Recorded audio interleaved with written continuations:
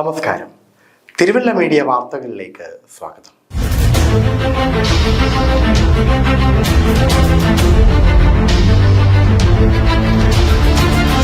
തിരുവല്ല മേപ്രാൽ സ്വദേശിയായ വീട്ടുടമസ്ഥന് ബാങ്കും ഇൻഷുറൻസ് കമ്പനിയും നഷ്ടപരിഹാരം നൽകണമെന്ന് കോടതി.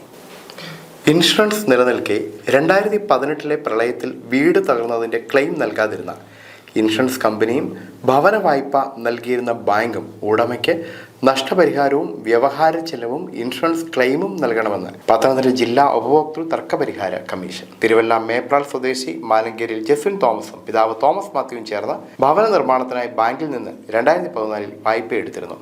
ഈ സമയം ബാങ്ക് 25 ലക്ഷം ഇൻഷുറൻസ് കവറേജുള്ള പോളിസി നിർബന്ധമായി വായ്പക്കാരനെ കൊണ്ട് എടുപ്പിച്ച് അതിൻ്റെ പോളിസി പ്രീമിയം അക്കൗണ്ടിൽ നിന്ന് എടുത്തിരുന്നു.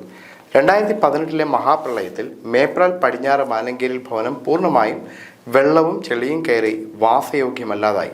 ഇക്കാര്യം ഭവന വായ്പ നിലനിൽക്കുന്ന ബാങ്കിലും മേലധികാരികൾക്കും പരാതി നൽകിയിട്ട് നടപടിയുണ്ടായില്ല.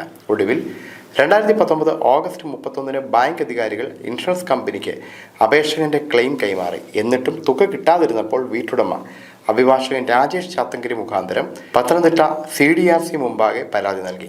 കമ്മീഷൻ തെളിവെടുപ്പ് നടത്തി വീട്ടുടമയ്ക്ക് പരാതി തീയതി മുതൽ 9% പലിശയോടെ നഷ്ടം കണക്കാക്കിയ 18,95,000 രൂപ ഇൻഷുറൻസ് കമ്പനി നൽകണമെന്ന് വിധിച്ചു. കൂടാതെ ബാങ്ക് നഷ്ടപരിഹാരം എന്ന നിലയിൽ 25,000 രൂപയും വ്യവഹാര ചെലവ് എന്ന നിലയിൽ 15,000 രൂപയും വീട്ടുടമയ്ക്ക് നൽകാൻ ഉത്തരവായി. Pathanamthitta CDRC president George baby, commission അംഗം നിഷാദ് തങ്കപ്പൻ എന്നിവരടങ്ങിയ ബെഞ്ചാണ് വിധി പ്രസ്താവിച്ചത്. News desk Thiruvalla media.